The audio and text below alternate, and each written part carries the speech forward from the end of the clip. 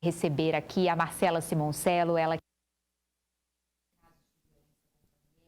Marcela, mais uma vez, obrigada pela sua participação no programa. Infelizmente, não para celebrar um bom número, um bom ranking, na verdade, o contrário disso, né? Na semana passada, para você que não se lembra, a gente exibiu uma reportagem mostrando que Parauapebas e outras cidades aqui do sudeste do Pará lideram o ranking de medidas protetivas no ano de 2023. E que o cenário de 2024, apesar de nenhum dado ainda concreto, né, ainda não foi feito um apanhado oficial, mas o número já assusta bastante. Então, primeiro, Marcela, eu queria que você falasse um pouquinho sobre que panorama é esse que coloca a nossa cidade em destaque negativo em relação aos casos de violência contra a mulher. Bom dia, obrigado por me receber aqui. Bom dia a todos da audiência. Infelizmente, só no mês de janeiro, Isis, nós tivemos em torno de 69 medidas protetivas deferidas aqui no município de Parauapebas. Mas, infelizmente, esse número pode não ser tão real, porque temos as subnotificações, as mulheres que nem sempre vão lá na delegacia denunciar os agressores. Então, a gente já começa o ano, os 30 primeiros dias, 31 primeiros dias do ano, com 69 mulheres que foram agredidas ou sofreram violência psicológica, violência sexual pelo companheiro ou marido e precisaram buscar ajuda na delegacia. Dá mais de 2 notificações por dia, né? Ou seja, a cada 12 horas, pelo menos, uma notificação oficial é feita numa cidade que é considerada uma cidade do interior, ou seja, num contexto de capital, isso deve ter dimensões ainda maiores e nos assusta porque ainda são casos oficiais que não contemplam as subnotificações. E quando é que acontece essa subnotificação, Marcela? O que faz uma mulher a não ter coragem de denunciar o companheiro ou o seu agressor? A mulher, quando ela sofre violência doméstica, às vezes ela tem vergonha de ir até a delegacia. Ela tem medo de ser julgada pela família, pelos amigos, pela própria polícia quando chegar lá. Infelizmente, isso acontece. As pessoas julgam as mulheres por terem sofrido violência, mas a culpa nunca é da mulher. Então, elas ficam com medo, com receio. Tem algumas que têm medo até mesmo do marido ser preso de imediato, mas não é nem sempre assim que acontece. E elas ficam em casa guardando aquele segredo e sofrendo cada vez mais violência, Isis. E por isso que a gente tem a subnotificação.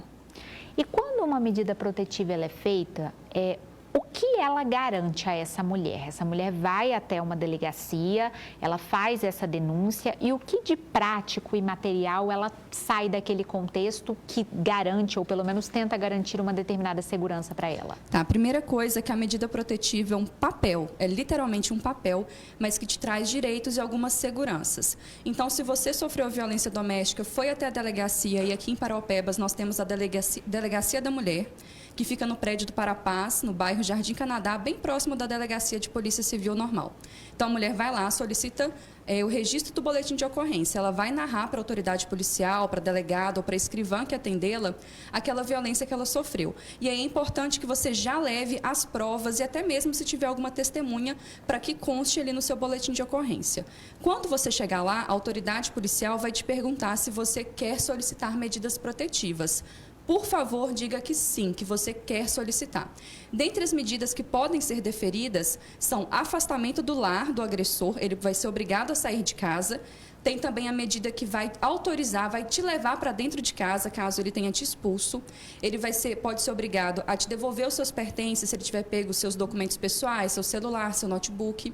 Pode proibir também que ele se aproxime de você, que ele conviva temporariamente com os filhos de vocês, principalmente se a violência tiver sido cometida contra eles ou na frente deles.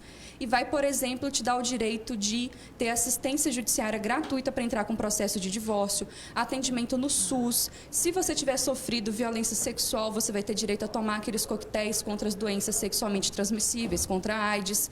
Então, é uma série de direitos que tem lá, garantindo na Lei Maria da Penha. E assim, solicitou a medida protetiva, vira um processo, vai lá para o juiz e ele vai deferir. Mas lá na delegacia, Isis, é importante eu já falar isso antes que eu esqueça, a polícia vai perguntar para a mulher, você quer representar Você quer que ele responda, que o seu agressor responda por esse crime? Então, quer dizer que, além do processo da medida protetiva, nós temos um segundo processo criminal para que ele responda contra o crime. Então, se ele tiver te agredido, você tem que falar, sim, eu quero que ele responda. E aí vai ser por lesão corporal, por exemplo.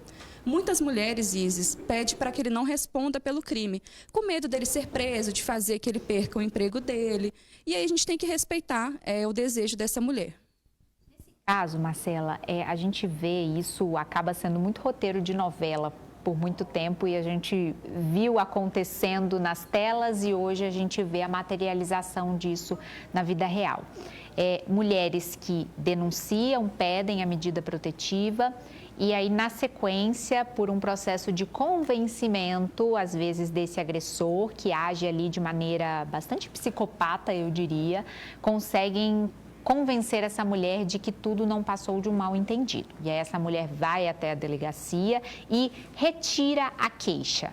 Isso é real? Você retira uma queixa e ele deixa de responder a esse processo? Ou o fato dele ter sido denunciado uma primeira vez vai seguir a investigação, ainda que eu, enquanto mulher, retire a minha fala?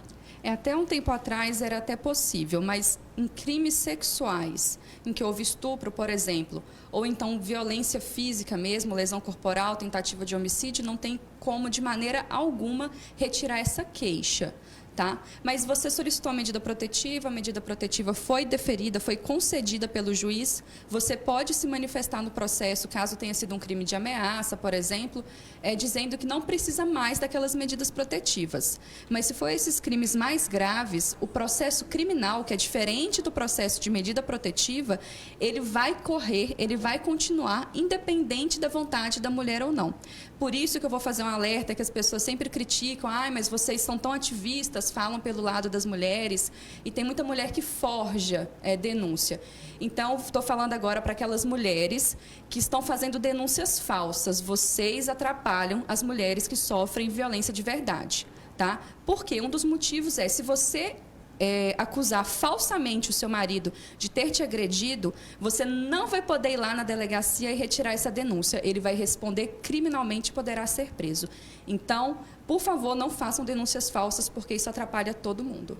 E existe muito isso? Existem muitas denúncias falsas? Infelizmente, algumas mulheres usam da Lei Maria da Penha de forma equivocada como uma maneira de vingança, mas não é a maioria. A maioria das denúncias são verdadeiras e eu digo isso com experiência, pelo que a gente estuda, que a gente vê do judiciário, a maioria das denúncias são verdadeiras, mas nem sempre a mulher tem provas suficientes, Isis, para comprovar aquilo que ela está falando. Então, você tem que se atentar para esse detalhe. Ter provas do que você está acusando é muito importante. A sua palavra vai ter um peso muito grande para o juiz.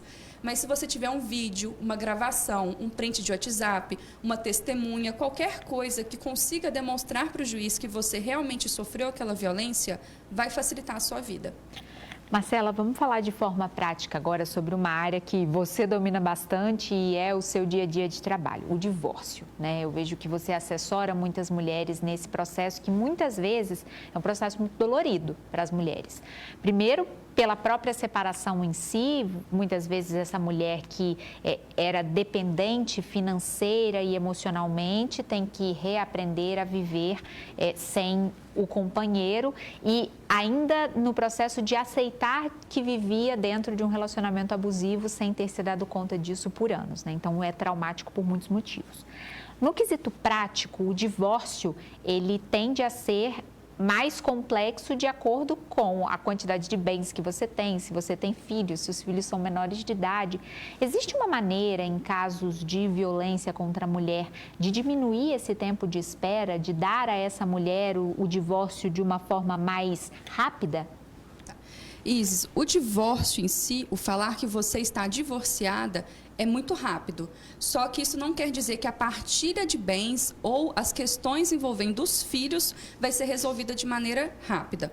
Então, é até uma medida protetiva também, a proibição de que o agressor, por exemplo, não possa vender o patrimônio comum do casal. Então, se vocês têm imóveis que são de vocês, ele pode ser proibido pela justiça de vender esse patrimônio até que seja feita a partilha de bens. Infelizmente, quando a gente tem um quadro de violência doméstica e a violência psicológica, e nem sempre, a gente já conversou sobre isso aqui, nem sempre é a violência física que atinge a maior parte das mulheres. Então, quando a mulher está envolvida naquele relacionamento abusivo com violência psicológica, patrimonial, moral, o homem já prepara o divórcio há meses, há anos antes.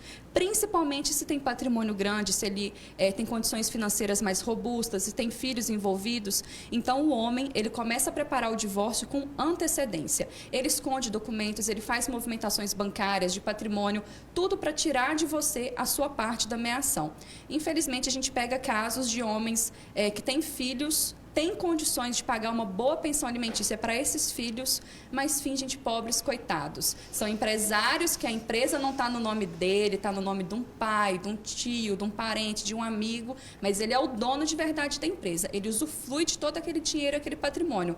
Mas na frente do juiz, ele se coloca como pobre coitado, dizendo que não tem condição de pagar nem R$300 de alimentos para aquele filho. Gente, R$300. E a gente vê nas redes sociais alguns pais, né, genitores, que ainda questionam, mas ela tá usando esse dinheiro para ir para o salão de beleza e para ir para a balada. Minha gente, você sabe quanto custa um pacote de fralda? Você tem consciência de quanto custa uma lata de leite ninho? De quanto custa a vivência básica? A gente não está falando de luxo, né, Marcela? A gente está falando de coisas absolutamente básicas. Vai fazer a feira da semana, o supermercado da semana, tudo gasta, tudo consome. E R$300 não dá para absolutamente nada. E é uma média aí que parece que a grande maioria paga, né? Eu não sei se é um valor estabelecido já. Não existe na lei um valor estabelecido, mas existe esse mito dos R$300. E eu preciso esclarecer que a pensão alimentícia, apesar do nome ali, alimentícia, alimentos, não é para pagar só a comida da criança. É para pagar gastos com saúde, educação, transporte, lazer, alimentação, moradia.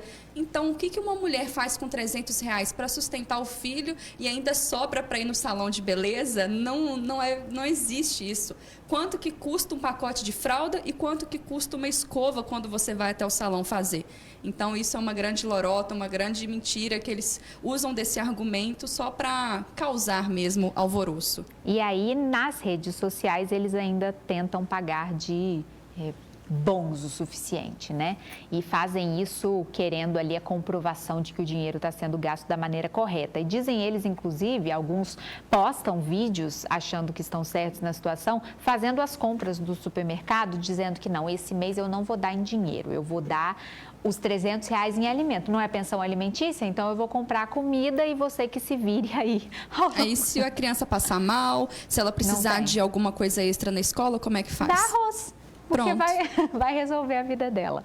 É isso, minha gente. Infelizmente, a gente ainda tem um cenário que precisa de bastante avanço, precisa de bastante evolução, mas estamos muito, mas muito longe de uma resolução efetiva para o caso. Precisamos continuar discutindo, não só para que a gente desvende o real cenário, mas para que você, mulher, aí do outro lado da tela, consiga identificar pequenos e sutis sinais de que você pode estar vivendo uma situação de violência. Uma violência que nem sempre é física, muitas vezes, inclusive, ela começa de forma psicológica, patrimonial, moral, como a Marcela disse, e infelizmente a gente vai perdendo um pouco o controle dentro desse contexto e passa a achar normal situações que são completamente abusivas. Marcela, eu quero te agradecer pela presença mais uma vez aqui no nosso programa. Esse bate-papo na íntegra vai estar daqui a pouquinho lá no nosso canal do YouTube e também no nosso perfil do Instagram. Mande para aquela sua amiga que precisa escutar essa palavra para tirar outras dúvidas referentes a esses processos. Entre em contato diretamente com a Marcela, que com certeza existe chance para que você saia desse relacionamento abusivo e tenha uma vida muito mais digna e muito mais feliz. Eu que agradeço.